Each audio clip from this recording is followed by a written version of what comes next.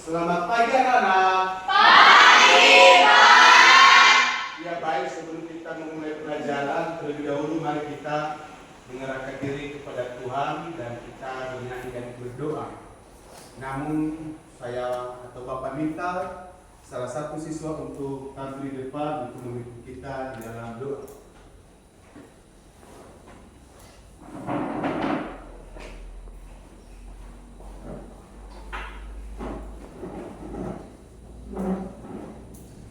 Baik, sebelum kita berdoa, mari kita angkat lagu pujian yang berjudul Pelajar Pancasila. Undang teman-teman untuk bangkit berdiri.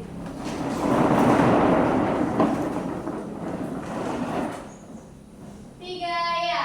Pelajar Pancasila beriman dan bertakwa pada Tuhan yang Esa dan berakhlak mulia, berkebinekaan global, gotong royong mandiri, kreatif dan bernalar kritis.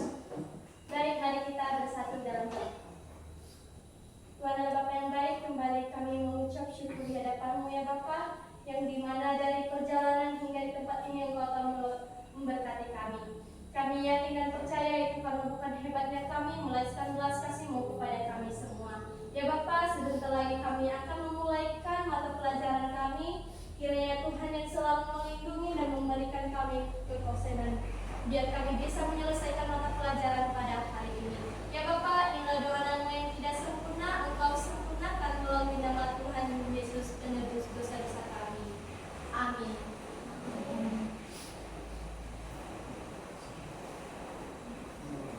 Ya, silakan duduk. Baik, hari ini kita akan belajar tentang nilai-nilai Kristiani. Ya, namun sebelum kita belajar, Bapak akan mencoba dulu keaktifan atau kehadiran anak-anak kami. Nanti kalau hadir dijawab hadir ya. Ya. Aslamia Bulele, Asfidan Duru, Hadir Pak. Desti Gulaya, Hadir Pak. Deta Salawa, Hadir Pak. Dewan Francisco Wow, Domingos Duru, Hadir Pak. Editan Duru, Hadir Pak. Forman Laia, Hartati Bulele, Hadir Pak. Ian Putra Duru, Irene Bulele, Hadir Pak. Iwan Saputra Halawa, Hadir Pak. Kristiani Duru, Hadir Pak. Matius Laia, Hadir Pak. Mirdasani Bulele, Hadir Pak. Nelwan Jawa, Hadir Pak. Paiman Bulele, Hadir Pak. Ramjiwita Bulele, Hadir Pak. Cecilia Selvania Bulele. Hadir Pak. Ya baik, kita akan mencoba mempelajari terlebih dahulu apa dari nilai-nilai Kristiani.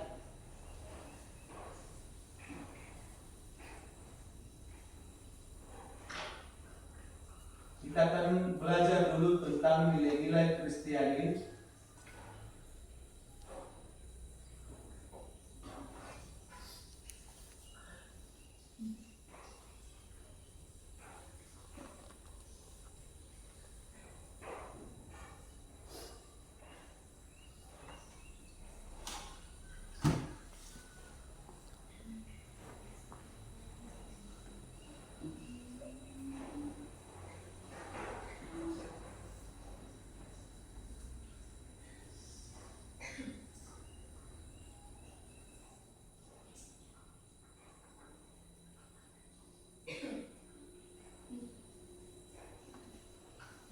Nah, mungkin kita sudah tidak asing lagi apa itu artinya nilai.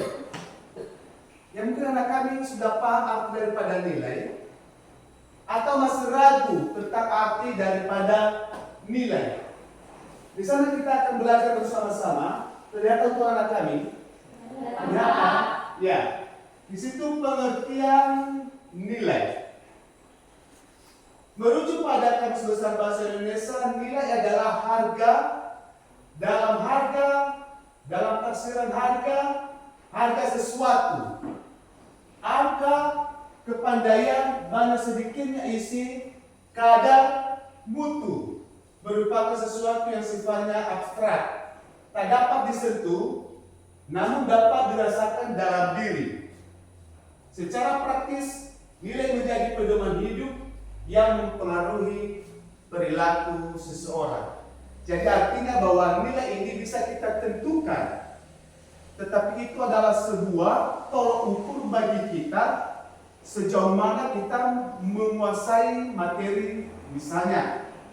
Atau bisa kita merasakan bahwa nilai yang kita raih bisa memuaskan proses pembelajaran kita. Itu juga salah satu daripada nilai. Jadi sekarang kita akan masuk kepada nilai-nilai Kristiani. Berikut ada beberapa pendapat tentang nilai-nilai Kristiani.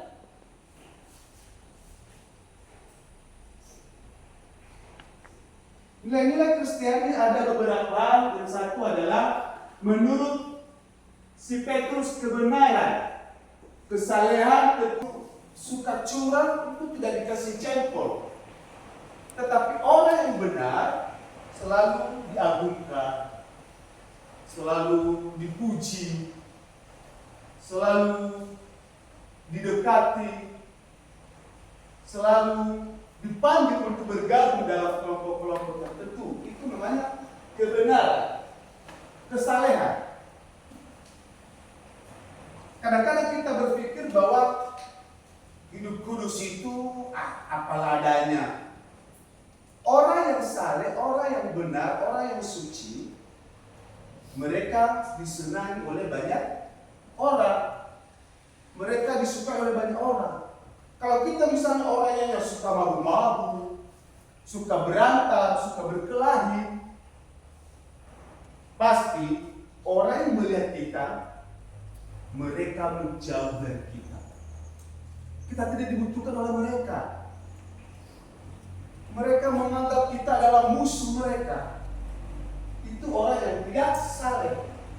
Makanya remaja Kristen hari pada saat ini, mereka harus membuat hidupnya saleh atau hidupnya kudus di hadapan Tuhan. Berikut kesetiaan. Nilai-nilai Kristiani dalam diri kita sebagai remaja Kristen adalah harus setia. Orang yang percaya pada Yesus itu, kalau tidak setia, bagaimana dia dipuji? Bagaimana dia bisa mempertahankan nilai iman kepada Yesus sementara tidak setia? Mungkin dia ikut Tuhan 2 tahun, 3 tahun, ada tantangan, ada masalah, langsung ditinggalkan Tuhan. Itu namanya orang yang tidak setia. Jadi Yesus mengharapkan kita bahwa hidup Kristiani, nilai-nilai Kristiani itu kita harus timbulkan atau munculkan atau kita pancarkan di hadapan semua orang. Karena kesetiaan juga adalah kunci daripada seseorang yang percaya kepada Yesus dan tidak meninggalkan Tuhan. Itu juga kita dibutuhkan kesetiaan. Itulah nilai-nilai Kristiani yang seharusnya kita miliki saat ini. Apalagi yang percaya pada Yesus, orang-orang beriman ini, kalau tidak setia, ya tidak diberikan nilai yang bagus. Kalau hanya setia 2 tahun, ya tidak ada faedahnya bagi Tuhan. Tetapi jika kita setia sampai mati, mempertahankan nilai-nilai iman kita sesuai dengan yang diharapkan Tuhan, maka akan diberikan kita sebagai orang yang setia. Kemudian keutamaan, ya. Keutamaan ini artinya seseorang yang selalu menyadari dirinya apa yang lebih utama, apa yang lebih penting dalam hidupnya. Nilai Kristen itu dia mengutamakan hal-hal yang lebih penting, menyadari hal-hal yang lebih penting dalam hidupnya sesuai dengan kehendak Tuhan. Misalnya kita ini kan pelajar, ya, kita ini siswa, mengutamakan kebutuhan yang lebih penting di sekolah itu misalnya buku, tas, sepatu, pulpen dan lain sebagainya. Bukan beli perhiasan. Kadang-kadang itu siswa udah balik SMP, dia mengutamakan anting-anting, gelang, kalung emas, itu tidak butuh. Itu tidak diperlukan karena nilai-nilai Kristen itu kita harus mengutamakan yang lebih penting, yang sesuai dengan kebutuhan, bukan sesuai dengan keinginan. Kalau mau ingin punya kalung, punya HP 5, itu semua adalah keinginan. Jadi dia tidak mengutamakan apa yang lebih penting dalam dirinya. Jadi artinya dia harus mengutamakan hal penting. Terakhir adalah kasih. Nilai-nilai Kristen itu adalah ada kasih. Kasih mengasihi sesama dengan menerima orang lain, mengampuni yang bersalah, dan berbagi kepada mereka yang membutuhkan. Nilai kasih dalam diri kita. Seringkali kita tidak mengasihi orang, kita tidak mengasihi sesama kita. Kenapa? Pinjam kemarin pulpennya, dia tidak kasih.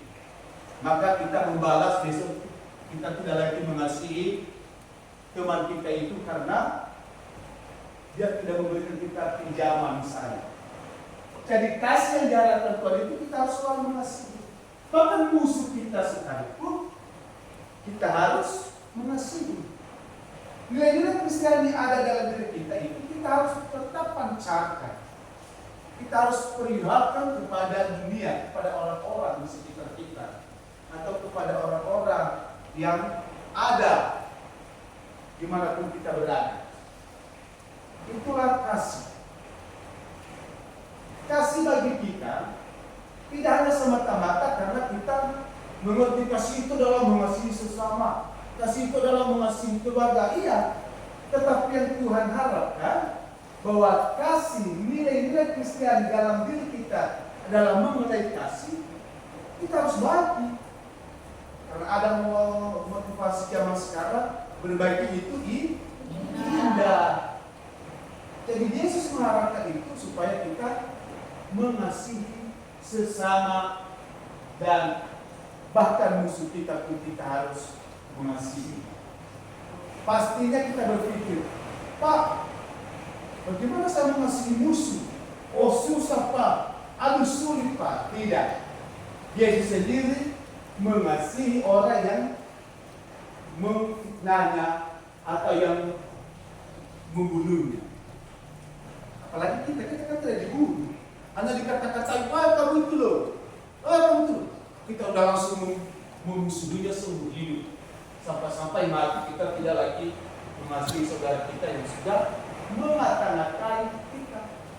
Tapi inilah kasih yang diharapkan oleh Tuhan Yesus. Nah, kita lanjut daripada materi berikutnya adalah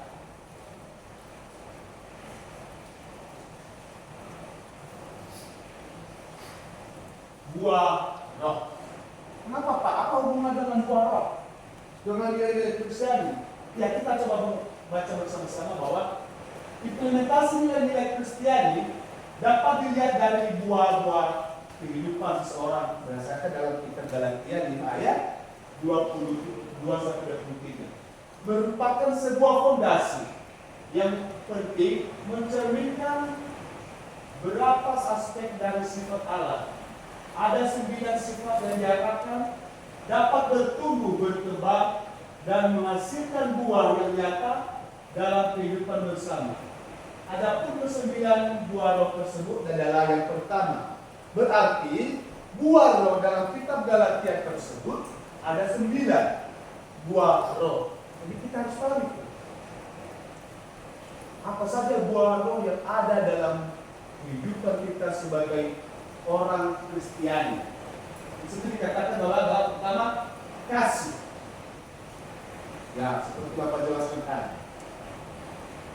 Dalam kehidupan sehari-hari, kasih dapat dipahami sebagai suatu perbuatan yang tidak mengharapkan imbalan atau balasan. Melalui kasih, berarti kita juga peduli dengan sesama manusia bahkan seluruh isi dunia. Artinya ini yang diharapkan di segala kasih agape. Yang kasih agape.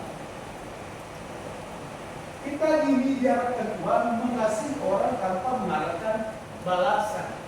Di sini sekarang kita mengalami kesulitan. Kalau kita terus mengasihi orang ini, Pak, habislah kita. Kenapa? Ya kita terus mengasihi sementara tidak dibalas. Yesus berpesan, kasih agape yang Tuhan harapkan adalah kasih yang tidak ada balasan. Ketika Yesus mati di kayu salib untuk menebus dosa kita dan memberikan kita keselamatan, adakah kita membalas? Tidak, tentu tidak. Kenapa Tuhan tidak mengharapkan, hai anak-anakku yang ada di dunia, balaskan budiku yang telah berkorban bagimu. Saya sudah mati bagimu. Kita tidak diharapkan Tuhan untuk membalas pengorbanan Yesus. Dan itulah kasih agape yang seharusnya. Dan itu yang Tuhan harapkan dalam diri kita sebagai orang-orang Kristian. Jadi sebenarnya itu Tuhan itu enak. Tinggal mengikuti petunjuk Tuhan saja. Kita hanya mengikuti kemana jejaknya Tuhan. Enak sekali. Hanya saja kadang-kadang kita tidak mau. Kita mau mengasihi, maka kita punya niat yang tersembunyi. Kalau dia balas, berarti saya frustasi. Kalau dia tidak balas, berarti saya berhenti untuk mengasihi.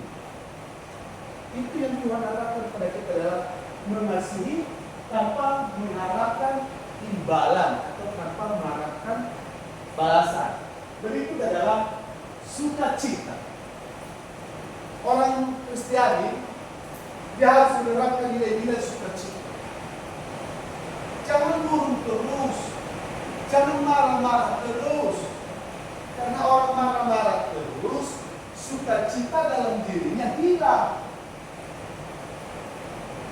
Yesus mengharapkan berpesan supaya buah roh yang ada dalam diri kita terus kembangkan. Lihat orang itu sapa, shalom, salam. Jangan ada, hei kamu, hei engkau, jangan. Karena Yesus mengatakan bahwa sukacita harus terpancar dari raut wajah kita sebagai orang Kristen, orang yang percaya kepada Tuhan Yesus. Jangan kami sulit untuk bersukacita. Kenapa? Karena Yesus berpesan bahwa hati yang gembira adalah obat. Ternyata orang yang selalu sukacita susah sakit dan tidak mudah diserang penyakit. Percaya atau tidak?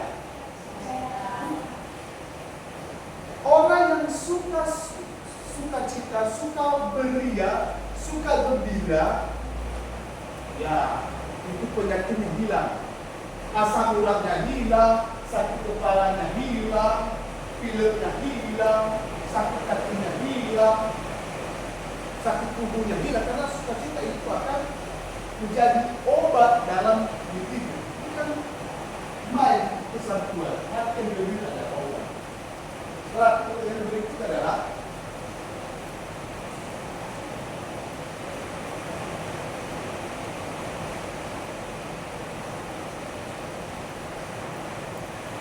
ya, simpan dulu.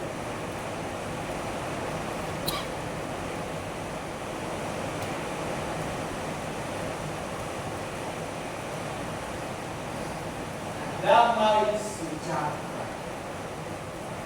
Kenapa kalau Yesus melayani selama Pak Yesus melayani di dunia, dia selalu berkata, damailah bersama Bapa di surga.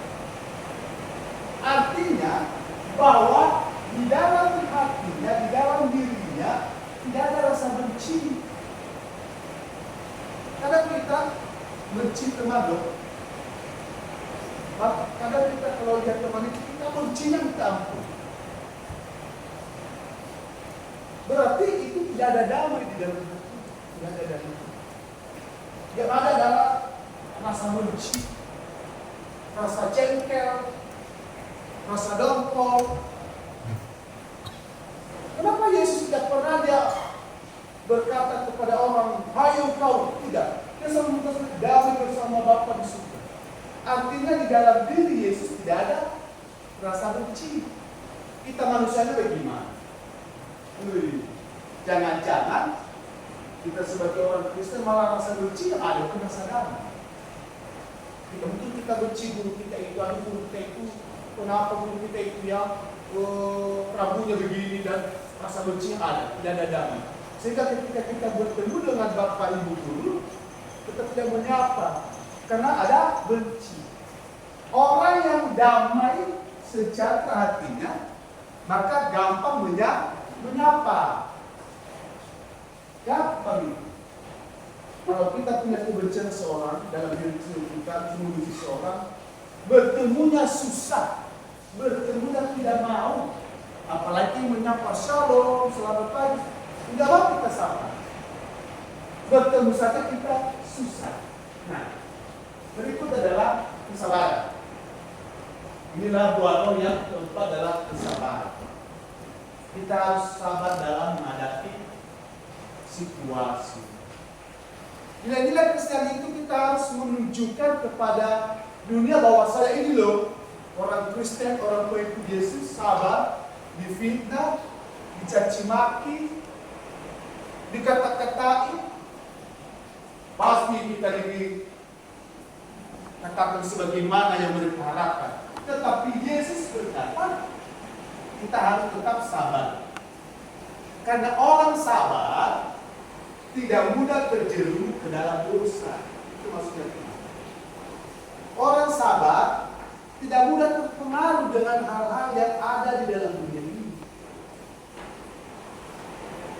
Misalnya, kita punya pergumulan, misalnya anak-anak kami ingin membayar uang seragam sekolah misalnya. Yang kalian harapkan adalah ada dalam minggu ini. Tetapi setelah berdoa, belum ada juga dalam minggu ini. Akhirnya memberontak. Aduh, jangan-jangan Tuhan ini bohong ya. Saya sudah berdoa, Tuhan tolong supaya akan ada uang beli baju seragam. Nyatanya, disitulah orang-orang Kristiani diuji. Apakah kita masih mampu menunjukkan nilai kesabaran? Kadang-kadang kita itu sering melupakan Tuhan, artinya kita tidak ada roh kesabaran. Terakhir adalah kemurahan dan kebaikan. Orang Kristen yang murah hatinya, cepat atau lambat dia disenangi orang. Itu orang Kristen yang murah hati. Orang yang murah hatinya, murah senyum, ia disenangi oleh banyak orang. Makanya kalau ketemu orang, pasal dia senyum, shalom ibu, selamat sore pak, senyum. Ya, orang senyum itu, murah senyum itu terlihat awet muda terus. Coba kamu lihat orang yang marah-marah terus, pagi-pagi marah, siang-siang marah, malam-malam marah. Oh, baru 25 tahun, udah putih semua rambutnya. Kenapa? Tidak murah senyum, tidak murah hati. Orang murah hati itu adalah orang yang suka mengangkat tangannya memberi. Orang murah hati. Kalau ada orang yang suka mengangkat tangannya untuk memberi, berarti itu adalah salah satu orang yang murah hati. Tapi kalau ada orang yang berpangku tangan terus, jangan diminta lagi artinya. Dia tidak mau kasih lagi. Kenapa? Berpangku tangan. itu belum ada roh di dalam dirinya untuk memiliki kemurahan dan kebaikan. Ya, mari kita belajar tentang bagaimana menunjukkan kebaikan itu kepada dunia. Seharusnya kita ini adalah saksi-saksi Kristus. Makanya dimulai dari remaja, diajari kita bagaimana kita memiliki kebaikan kepada semua orang, bagaimana kita memiliki kemurahan hati kepada semua orang. Itu yang diajarkan Tuhan kepada kita sampai saat ini. Ya, supaya kita menyadari bahwa ternyata kemurahan dan kebaikan itu merupakan wujud daripada nilai-nilai Kristiani. Jadi anak-anak kami nanti mencoba ya, setelah belajar ini, coba nanti belajar sapa Bapak Ibu Guru dengan sini. Kita kalau menyapa dengan buah muka, itu tandanya orang tidak mau melanjutkan menyapa dengan kita. Makanya Yesus ajarkan kita supaya kita bisa memiliki sifat kemurahan hati. Kemudian berikut adalah kesetiaan. Nah, tadi Bapak sudah singgung sebelumnya, kesetiaan bagaimana kita bisa disebut sebagai orang Kristen yang setia. Ukuran kita untuk memiliki kesetiaan adalah sampai mati. Karena Yesus berpesan bahwa orang beriman itu setia sampai mati. Bukan orang beriman itu setia sampai 2 tahun, setia sampai 4 tahun, tidak. Tapi yang Yesus katakan adalah orang yang setia sampai mati. Berikut adalah kelemah lembutan. Kelemah lembutan ini itu apa? Hampir mirip dengan Tuhan. Lemah lembut, hampir sama dengan mereka, sifat-sifatnya sama. Yang lemah lembut. Kalau ada yang tanya, Pak, ada nggak Bapak punya kopi hitam? Orang yang lemah lembut ada. Orang yang lemah lembut menjawab, oh maaf, habis.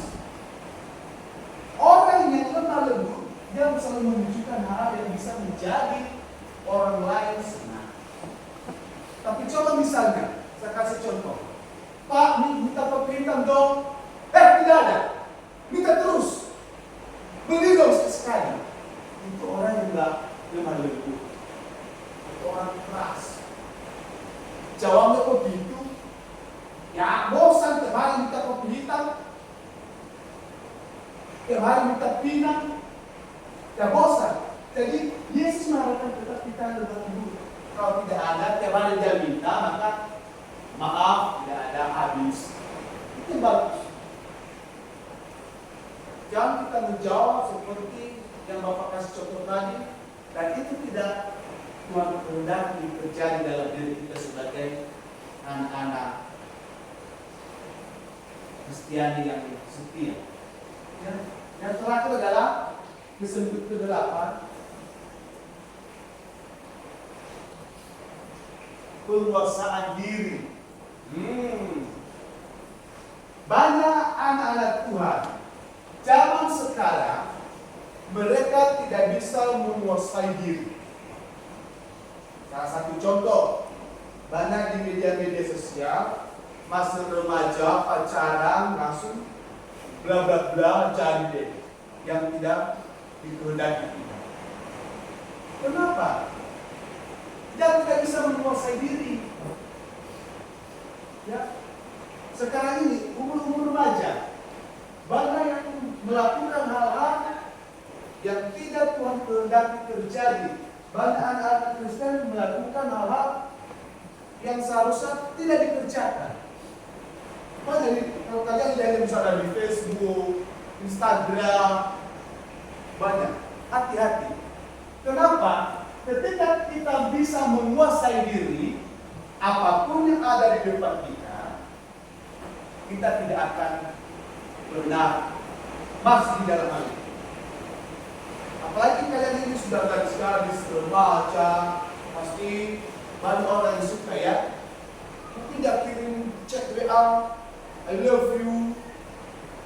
Terus dia bilang, kalau saya bilang I love you, jawab balik ya. Terus apa jawabannya? Balik. Berantem. Karena bukan itu yang diharapkan. Tetapi coba kita menguasai diri. Kalau dia chat, I love you, kamu balas, aku mengasihimu dalam Kristus. Wah, enak sekali rasanya. Sehingga dia tunggu kamu sampai tua, jadi satu keluarga. Dia menanti-nanti kamu sampai selesai menjadi pendamping hidupnya. Itu yang bagus. Jangan enggak cek, halo sayang, langsung kau bilang, sayang satu sekali. Oh, hancur dunia bang. Kalau seperti itu, hancur. Ini guna penguasaan diri supaya remaja-remaja Kristen tidak mudah jatuh ke dalam dosa. Kalau jatuh ke dalam sumur gak apa-apa ya, mandi sekalian. Orang Kristen kalau jatuh ke dalam sumur enak, segar, keluar basah kuyup, dan tubuhnya adalah mengalami kesegaran. Coba jatuh dalam dosa, oh jadi beban masyarakat, dibicarakan, sibuk masyarakat menentukan di mana ke mereka. Itu. Jadi kalau kita memahami bahwa penguasaan diri ini, kita harus sanggup, kita harus mampu menerapkan dalam diri kita sebagai orang-orang Kristiani. Nilai-nilai Kristen kita harus munculkan. Jangan di sekolah, Pak, saya mengerti nilai adalah bla-bla-bla. Oh, nilainya 80, 90. Itu tidak perlu. Yang Tuhan harapkan adalah nilai-nilai Kristiani, nilai-nilai Kristus yang ada di dalam diri kita. Adalah kita harus perlihatkan, kita harus tunjukkan kepada dunia ini di mana kita berada. Itu lebih daripada 80 nilai. Kalau hanya sebatas pengetahuan, saya menghafal, buah roh ada 9, oh di luar kepala mantap. Oh saya memahami apa saja tentang nilai-nilai Kristen, oh itu mantap. Tetapi ketika kita mengaplikasikannya dalam kehidupan sehari-hari, oh kita kalah. Maka Yesus kasih nilai berapa? Masih di bawah 50. Kalau di sekolah di bawah 50 artinya tidak lulus atau tidak naik kelas. Jadi kalau Tuhan kasih kita nilai 50, waduh, berarti kita belum lulus menjalankan perintah Tuhan. Sebagai orang Kristen, nilai-nilai yang kita harus tunjukkan kepada dunia adalah di bawah 50. Tapi kalau pengetahuannya di luar kepala, sebulan buah dihafal mati. Semuanya dikuasai materi apa yang dia pelajari dari bapak ibu gurunya. Tetapi implementasinya, ketika kita melakukan dalam kehidupan sehari-hari, disitulah kita jatuh dan nilainya menurun. Maka dari situlah kita harus belajar bahwa betapa pentingnya nilai-nilai Kristiani kita implementasikan di dalam kehidupan sehari-hari. Baik, itu saja yang bisa Bapak sampaikan tentang materi ini. Dan sebelum kita lanjut ke materi berikutnya, kira-kira ada pertanyaan daripada anak-anak kami tentang yang sudah Bapak sampaikan tadi. Ada pertanyaan? Baik, karena tidak ada, kita akan bagi dulu tugas kelompok. Kita bagi tugas kelompok ya.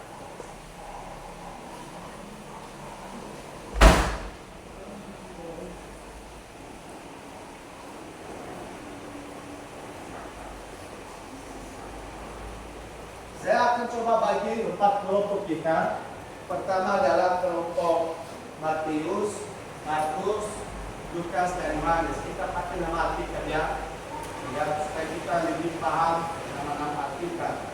Kemudian nanti pada kelompok ini kalian kerjakan ada tugas yang Bapak berikan adalah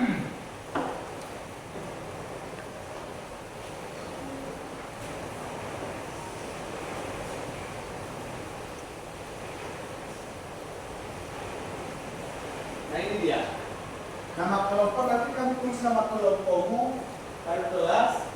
Nah inilah petunjuk daripada tugas kelompok kita. Cari dan temukan nilai-nilai tindakan positif dari tokoh kitab 1 Nuh, 2 Abraha, 3 Yusuf. Cukup dulu itu nanti kita pelajari bersama. Kemudian setelah itu nanti didiskusikan, baru kita presentasikan ya, untuk bisa kita mengetahui sejauh mana anak-anak kami mengetahui materi tentang nilai-nilai Kristiani. Baik, kelompok Matius, coba bentuk kelompoknya. Langsung bentuk kelompok Matius, Markus, Lukas, Yohanes. Silakan.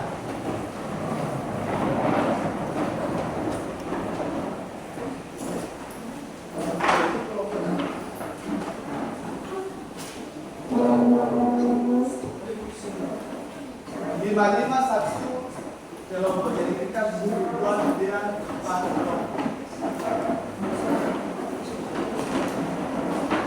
Bisa nanti di belakang nanti kita Matius, Markus, Lukas, Yohanes. Coba nanti digeser lagi bisa di belakang kalau kurang ya.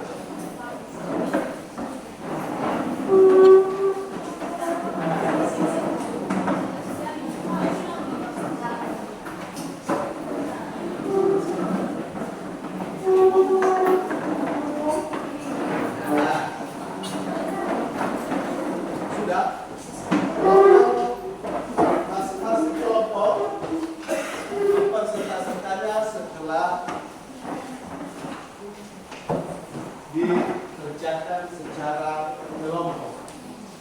Ya, diperhatikan sekali lagi. Petunjuknya adalah menemukan nilai-nilai tindakan positif yang diperbuat oleh Nabi Nuh, Nabi Abraham, dan Yusuf. Ya, dikerjakan secara kelompok. Dan kemudian ini nanti bakal kasih lembaran untuk dikerjakan di kertas kosong.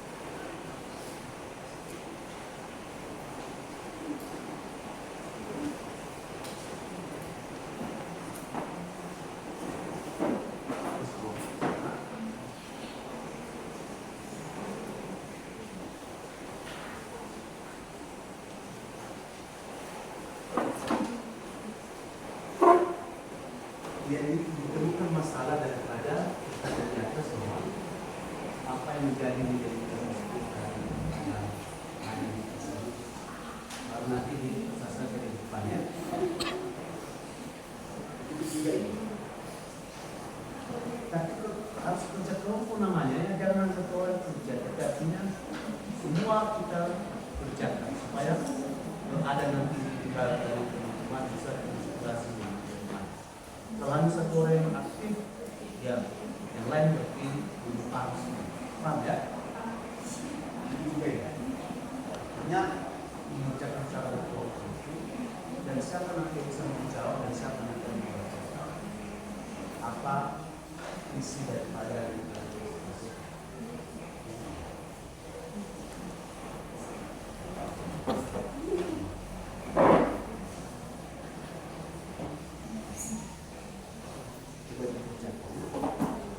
siapa saja nanti yang membacakan hasil kelompoknya, saya pertanyaan dari teman-teman kelompok harus dijawab. Yang bisa harus semua.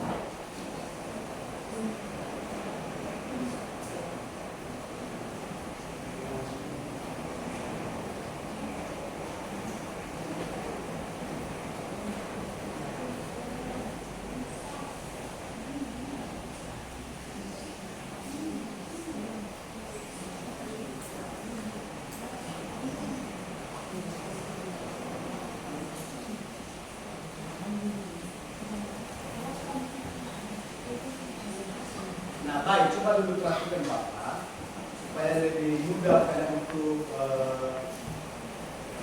menemukan nilai-nilai penyakit positif.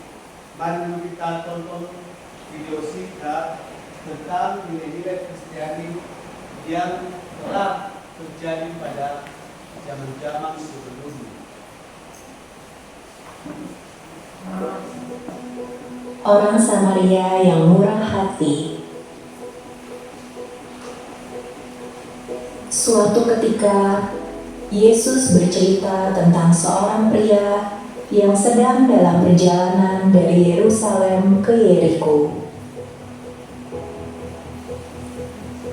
Dalam perjalanannya, pria tersebut diserang perampok yang mengambil semua miliknya dan memukulnya hingga hampir mati.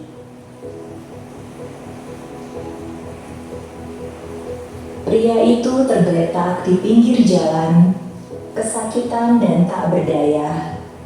Lalu lewatlah seorang imam yang hanya melihat dan melewati pria itu.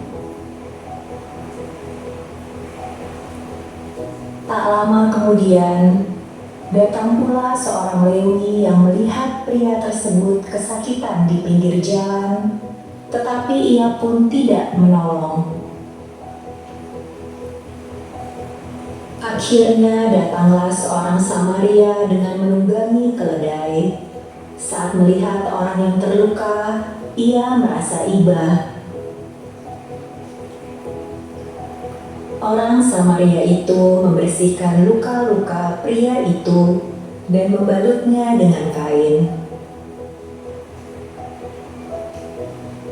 Ia juga menaikkan pria itu ke atas keledainya dan membawanya ke penginapan untuk dirawat.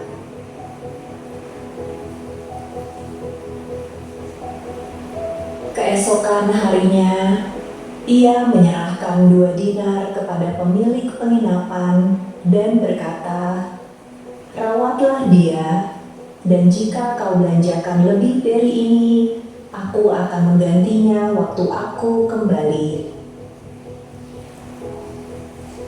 Melalui perumpamaan ini, Yesus mengajarkan kita untuk berbuat baik dan menebarkan cinta kasih kepada sesama tanpa membeda-bedakan.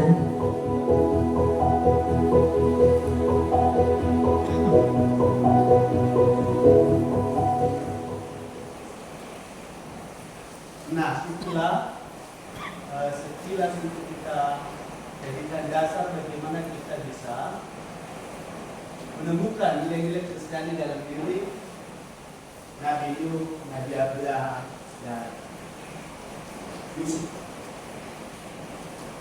Baik, kira-kira ada kelompok yang sudah selesai, bisa kita presentasikan.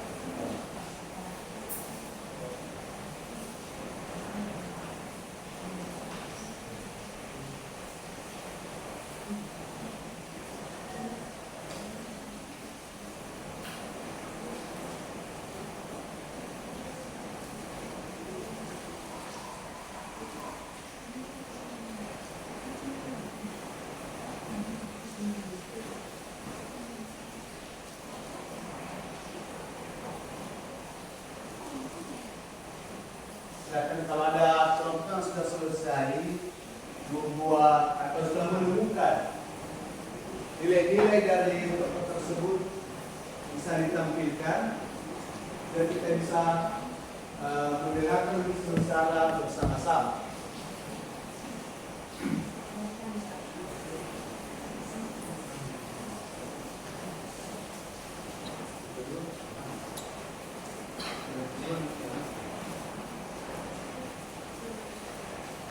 Ya baik, sekarang kita akan mendengarkan persentase dari kelompok Matius. Karena mereka sudah selesai, mari kita coba dengarkan bersama-sama. Kepada kelompok Matius kami persilakan di depan atau di sini. Sini berdiri saja, hanya membaca dan mempertanyakan dan menjawab. Silakan.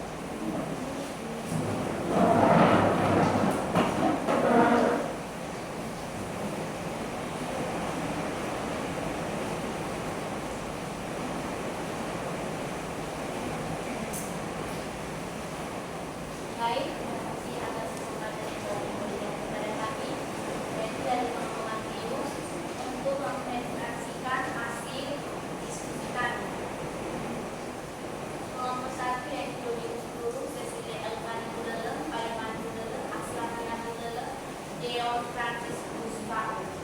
Nama kelompok kami yaitu Matius.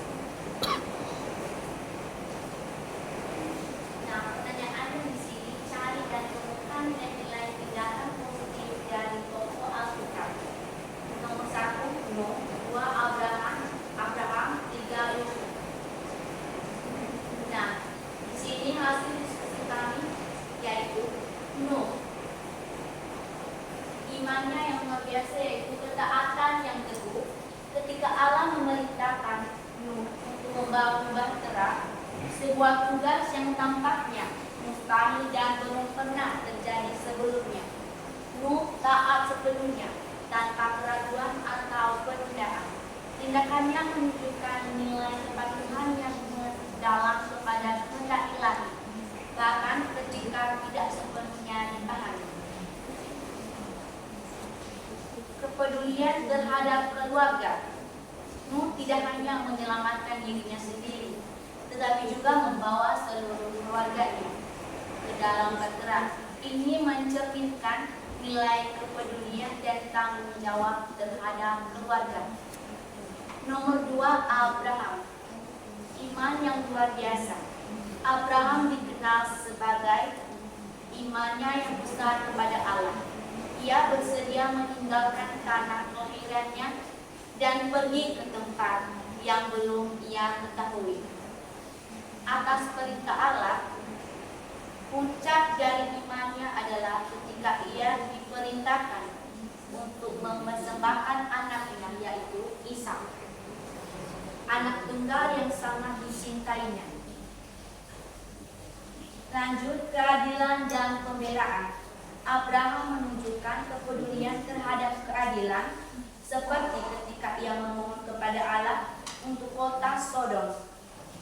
Tindakannya menunjukkan nilai keadilan dan keberanian untuk membela orang lain. Nomor 3, Yusuf. Yang membacakannya kami persilakan kepada Asma.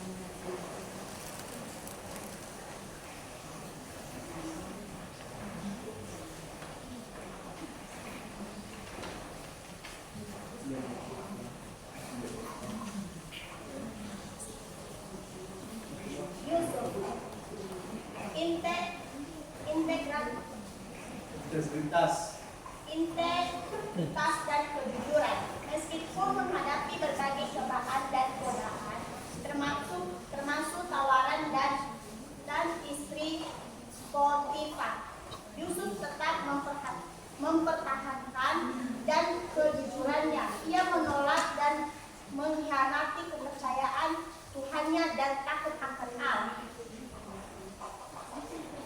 Kesabaran dan ketahanan. Yusuf mengalami banyak penderitaan melalui dari kehinaan yang telah diberikan oleh saudara-saudaranya, dijual sebagai budak hingga dipenjara secara adil. Namun ia menunjukkan kesabaran dan ketahanan dalam menghadapi kesulitan-kesulitan tersebut.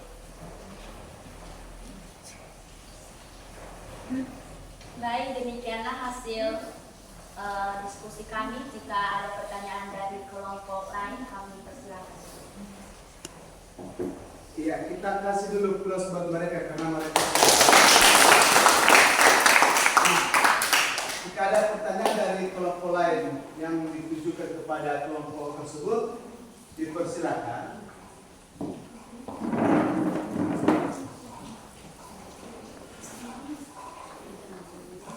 Baik, kami dari kelompok Markus ingin bertanya kepada kelompok Matius. Nah, tadi saudara menjelaskan bahwa Nuh peduli dengan keluarga. Nah, yang menjadi pertanyaan kami adalah, siapa nama-nama keluarga Nabi Nuh yang masuk ke dalam bahtera tersebut? Sekian dan terima kasih. Sekarang kami berikan tanggapan kepada teman-teman untuk menjawab pertanyaan dari kelompok Markus. Baik, jika tidak ada, kami akan menjawabnya. Nama keluarga Nuh yaitu ada 3 anaknya laki-laki, yaitu Sem, Ham, Yafet, serta 3 istri anak-anaknya. 1 istri Nabi Nuh tersebut. Maka jumlahnya ada 8 orang. Itulah keluarga Nuh yang masuk ke dalam bahtera.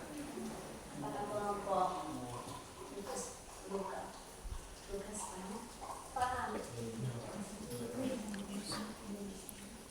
Baik, jika ada kesalahan dari pemaparan diskusi kami, mohon dimaklumi. Sekian dan akhir kata kami sapa teman-teman. Shalom. Shalom. Ya, tepuk tangan buat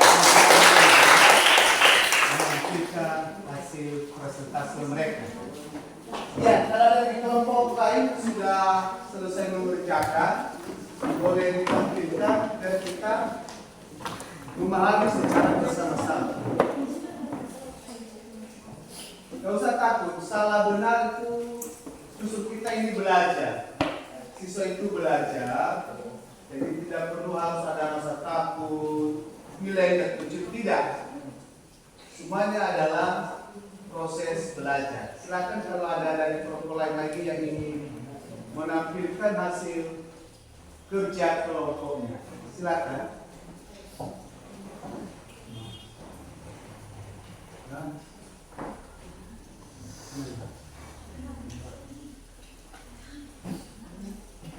Kelompok Yohanes, oke, silakan. Selesai. Mari kita saksikan untuk kelompok Yohanes untuk mempresentasikan hasil kelompok mereka.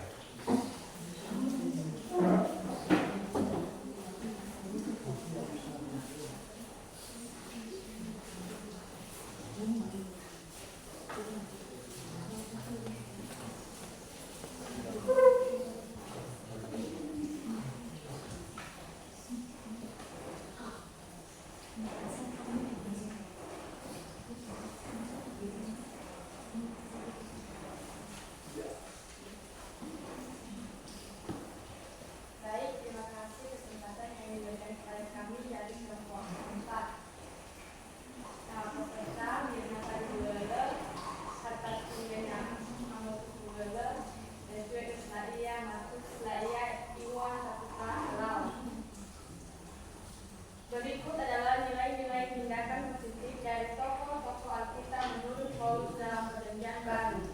1. Nuh, nilai positif iman yang taat kepada Allah. Referensi Paulus adalah kitab Ibrani pasal 11 ayat 7. Karena iman maka Nuh dengan petunjuk Allah tentang sesuatu yang belum kelihatan, dengan taat mempersiapkan bahtera untuk menyelamatkan keluarganya. Penjelasan, Nuh digambarkan oleh Paulus sebagai teladan iman. Ia percaya kepada peringatan Allah meskipun hal itu belum terlihat nyata. Misalnya air bah, dan ia taat menjalankan perintah Allah. 2. Abraham, nilai positif, iman yang dibenarkan dan ketaatan total. Referensi Paulus dalam kitab Roma pasal 4 ayat 3. Sebab apakah dikatakan nas kitab suci, lalu percayalah Abraham kepada Allah, dan hal itu diperhitungkan kepadanya sebagai kebenaran. Ibrani pasal 11 ayat 8-10. Karena iman Abraham saat ketika ia dipandu untuk berangkat ke negeri yang akan diterimanya menjadi milik pusaka. Penjelasannya, Paulus mengangkat Abraham sebagai bapak orang beriman. Yang membacakan nomor 3 harta. 3. Yusuf, nilai positif, integritas dan kesetiaan dalam pemberitaan. Referensi Paulus tidak langsung tapi secara implisit melalui kisah para tokoh iman. Ibrani 11 ayat 11.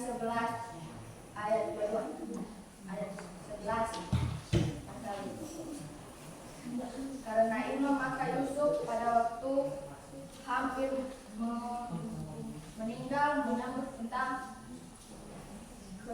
keluaran orang Israel dan memberi perintah tentang pulang-pulangan.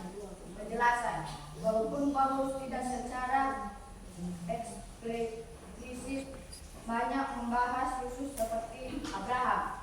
Ia tetap menyebutkan Yesus sebagai contoh iman. Dalam konteks hidup Yusuf, nilai positif yang sangat nyata adalah integritas moral. Misalnya saat menolak godaan istri Potifar dan kesetiaan kepada Allah dalam segala keadaan, termasuk saat di penjara dan di istana. Baik, jika ada pertanyaan dari kelompok lain, Ya, kita tes dulu. Mereka sudah berusaha mengerjakan, tapi kesempurnaan hanya ada di kanan. Ada pertanyaan dari kelompok lain untuk kelompok tersebut dipersilakan. Kami dari kelompok Lukas pertanyaan kami kepada kelompok Yohanes. Tadi saudara mengatakan bahwa Paulus mengangkat Abraham sebagai bapak orang beriman. Apa istimewanya Abraham? Padahal kita ini semua orang beriman.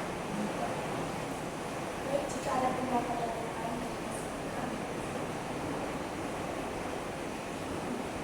baik, rekan akan menjawab dari pertanyaan. Benar bahwa kita semua orang beriman. Ini semua ditujukan kepada Abraham sebagai bapak orang beriman. Keistimewaannya adalah pada usia tua dikaruniakan seorang anak laki-laki bernama Ishak. Bahkan Abraham rela mempersembahkan anaknya sebagai korban bakaran kepada Tuhan. Saking taatnya kepada Tuhan, kami rasa dan bahkan sampai saat belum kita temukan orang beriman seperti Bapak Abraham. Itulah yang merupakan keistimewaan dari kita. Sekian dari jawaban dari kelompok kami. Jika ada kesalahan, mohon dimaafkan. Demikian hasil kelompok kami. Saya ucapkan terima kasih. Jika ada kata yang kami sampaikan, mohon dimaafkan. Sekali lagi, shalom. Ya, terima kasih.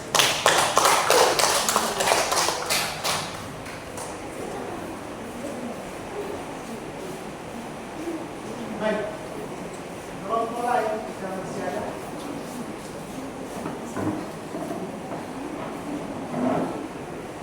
Silakan, kelompok lain yang ingin bertanya. Artinya spontan untuk terus berkomunikasi atau jawaban jika ada teman-teman yang ingin bertanya. Ya, Bapak kasih pemahaman. Jangan takut salah menjawab. Tidak ada hukuman dan bakat. Tetap bisa tunjukkan apa yang menjadi kemampuan kita. Seperti teman-teman yang lain yang sudah mempresentasikan di pusat kami. Biasa kami itu memperoleh.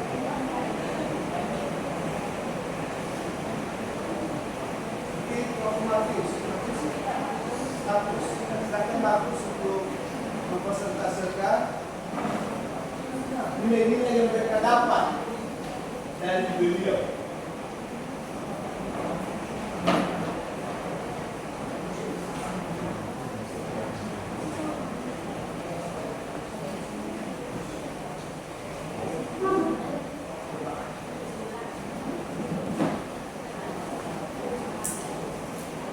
Ya, baik, mari kita saksikan bersama kelompok Markus.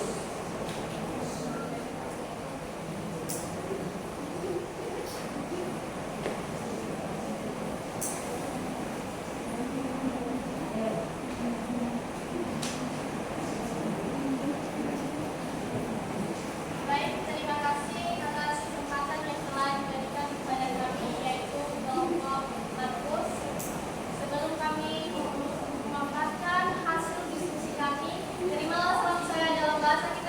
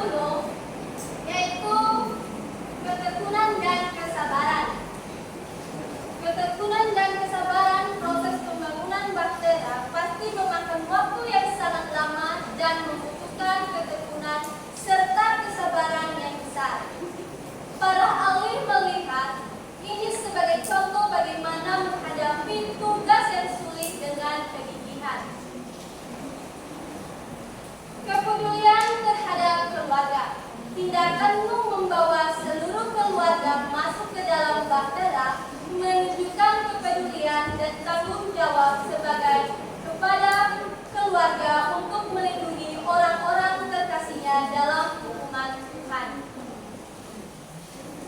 2. Abraham. Keadilan dan kebenaran. Nah, keadilan dan kebenaran, Abraham menunjukkan perhatiannya terhadap keadilan ketika ia memohon kepada Tuhan untuk kota Sodom. Kejadian ayat 18 pasal 22 sampai 23 mencerminkan pemahaman tentang kebenaran dan kasih Allah. Kepemimpinan rohani. Sebagai bapa bangsa Israel, tindakan dan imamnya menjadi teladan bagi generasi-generasi berikut, menunjukkan kualitas kepemimpinan rohani yang kuat. Nomor 3 dibacakan teman kami, Jui.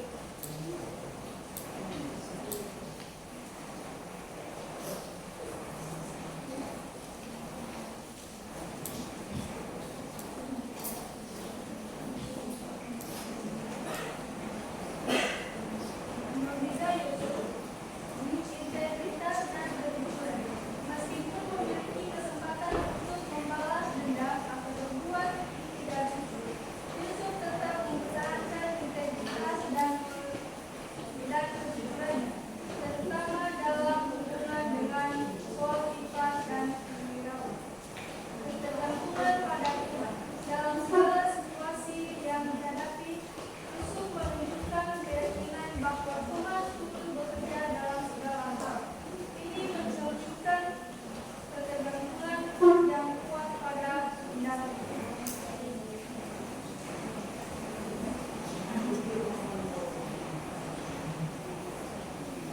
Dan jika ada pertanyaan dari teman-teman kami persilahkan.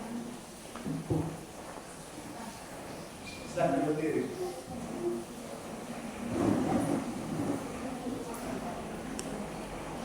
Kami dari kelompok bertanya, waktu Yusuf mengkhianati saudaranya, apakah ia membalaskan dendam pada saudara-saudaranya?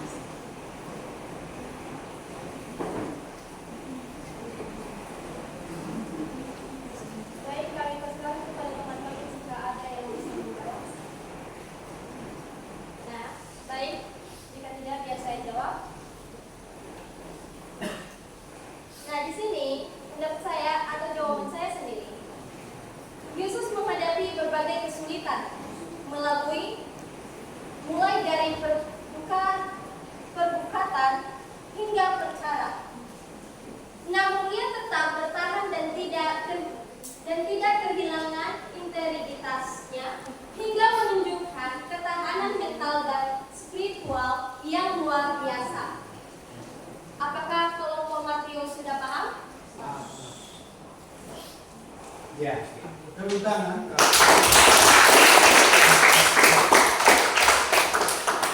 Sekian dari kelompok kami. Jika ada kesalahan atau kekurangan, mohon untuk dimaklumi. Akhir kata saya ucapkan terima kasih. Yahoo! Ya, silakan. Mulai.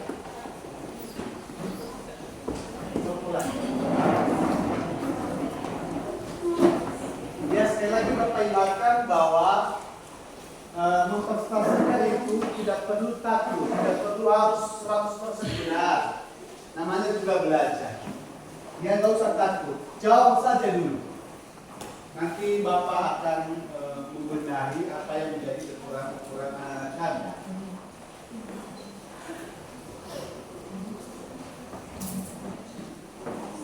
Baik, terima kasih atas kesempatan yang telah diberikan kepada kami dari kelompok Lukas atau kelompok 3. Nama peserta kelompok Lukas: 1. Asmidan Nurul, 2. Ian Putra Nurul, 3. Firman Nadia, 4. Deta Sanawa, 5. Kristiani Nurul. Petunjuk: cari dan temukan nilai-nilai tindakan positif dari Topalkit. 1. Nuh, 2. Abraham, 3. Yusuf.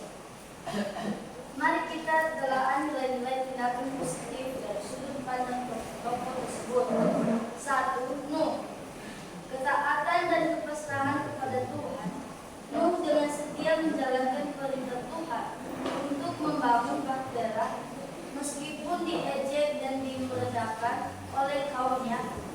tindakannya mencerminkan kepasrahan total dan keyakinan yang kuat pada kebenaran wahyu ilahi, keadilan dan kebenaran. Tindakanmu dalam menghadapi kejahatan kaumnya dan memperingatkan mereka tentang konsekuensi perbuatan buruk. Mereka mencerminkan nilai keadilan dan keperpihakan pada kebenaran. 2. Abraham. Tauhid dan keimanan yang kuat. Ibrahim dikenal sosok yang teguh dalam keyakinan akan kesesahan Tuhan dan menentang segala bentuk penyekutuan. Tindakannya menghancurkan berhala dan berdebat dengan kaumnya, menunjukkan komitmen yang tak tergoyahkan pada tauhid. Keberanian dan ketegasan. Ibrahim berani menghadapi penguasa zalim seperti Raja Narun dan menyampaikan kebenaran meskipun nyawanya terancam. Ketegasannya dalam membela. Keyakinannya adalah contoh keberanian yang patut diteladani. 3. Yusuf. Dibacakan saudara kami. Baik, kami akan membacakan nomor 3 Yusuf. Kisah Nabi Yusuf penuh dengan pelajaran tentang nilai-nilai tindakan positif, termasuk 1. Kesabaran dan ketahanan menghadapi cobaan. Yusuf menghadapi berbagai kesulitan, mulai dari pengkhianatan saudara-saudaranya, dijual sebagai budak, hingga fitnah dan penjara. Keputusan adalah nilai yang sangat penting. 2. Kejujuran, integritas. Meskipun difitnah oleh istri majikannya, Yusuf tetap mempertahankan kejujurannya dan menolak untuk melakukan perbuatan yang salah.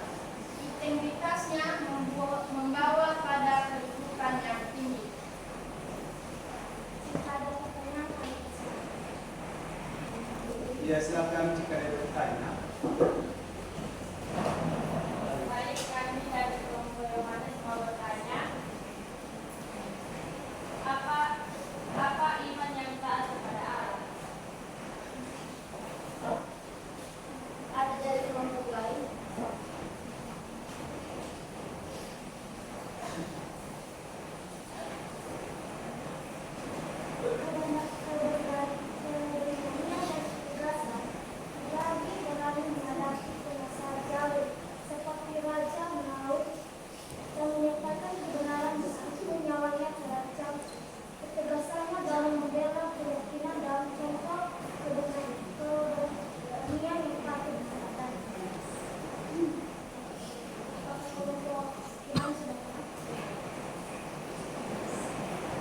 Baik, demikian hasil kelompok kami. Jika ada kesalahan atau kekurangan, kami mohon dimaklum. Terima kasih. Saya sapa kita dalam sebuah shalom. Shalom. Ya, terima kasih.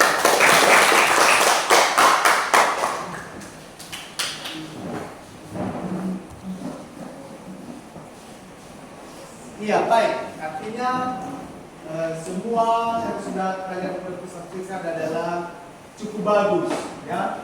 Artinya pertama dulu sudah berani, kedua adalah sudah memahami nilai-nilai yang seharusnya diterapkan dalam kehidupan kita sehari-hari sebagai orang Kristiani. Nah, apakah ada materi yang seharusnya tidak dipahami oleh anak-anak kami atau ada hal-hal yang masih kurang dimengerti oleh anak-anak kami? Berarti itu merupakan tanda bahwa kita masih terus belajar, ya. Kalau hari ini adalah semua paham 100%, maka artinya besok minggu depan kita tidak belajar lagi. Kita sudah paham.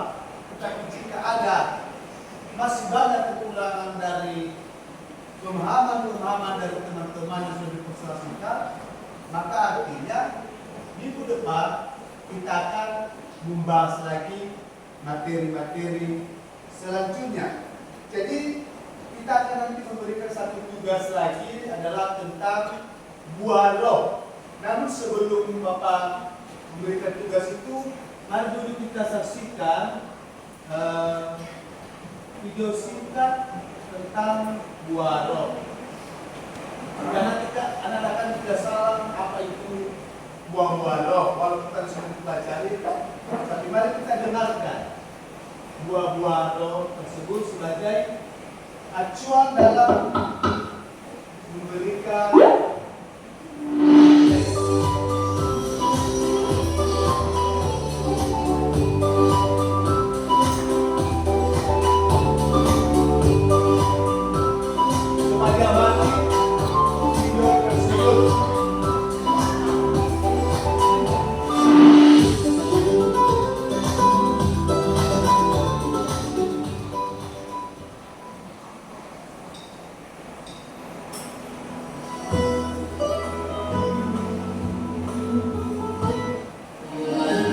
Sembilan buah roh. Yang pertama, kasih. Yang kedua, sukacita. Yang ketiga, damai sejahtera. Yang keempat, kesabaran. Yang kelima, kemurahan. Yang keenam, kebaikan. Yang ketujuh, kesetiaan. Yang kedelapan, kelemah lembutan. Dan yang kesembilan, penguasaan diri.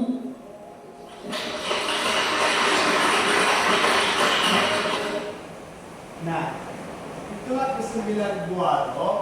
Maka mencoba anak kami menerapkan dalam kehidupan sehari-hari minimal satu dalam buah roh itu kita terapkan dalam kehidupan kita sehari-hari. Baik, demikian saja dulu penyampaian materi kita pada hari ini, dan minggu depan kita akan masuk materi baru, yaitu tentang gereja yang majemuk. Jadi itu materi pembelajaran kita untuk minggu depan. Demikian saja dulu. Semoga apa yang kita pelajari hari ini adalah menjadi pelajaran yang sangat berharga bagi kita. Namun sebelum kita mengakhiri pembelajaran kita pada hari ini, mari kita mengakhiri dengan doa. Saya minta salah satu siswa untuk memimpin kita dalam doa penutup atau mengakhiri pembelajaran kita. Anak kami minta untuk meminta kita memohon atau memimpin kita di dalam doa.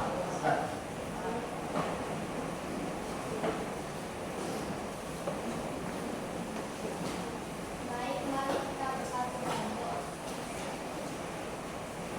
Allah Bapa di surga, terima kasih Bapak, Engkau telah menolong kami dan membela kami dalam proses belajar kami, hingga sampai kami mengakhiri mata pelajaran kami. Terima kasih Bapak, Engkau telah menjaga kami dalam melanjutkan proses belajar kami. Ini doa kami, persilakan di dalam nama Tuhan Yesus. Amin.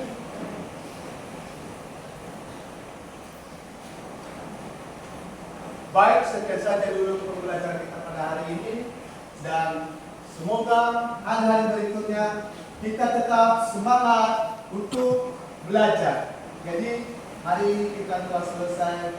Sampai jumpa di minggu depan. Selamat siang. Siap.